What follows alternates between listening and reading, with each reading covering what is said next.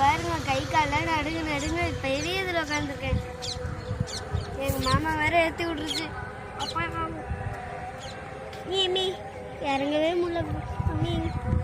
என்ன ஃப்ரெண்ட்ஸ் இறங்க கஷ்டமாக இருக்கு. இங்கே பாருங்க ஃப்ரெண்ட்ஸ் நான் ஏறுவேன்.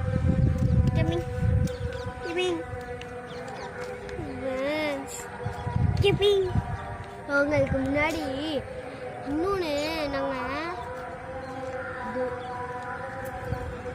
நாங்கள் இந்த இது இங்கே இருக்கும்போது இங்கே பாருங்க ஃப்ரெண்ட்ஸ் ஒரு பன்றி இருக்கு. அங்கே பாருங்க ஃப்ரெண்ட்ஸ்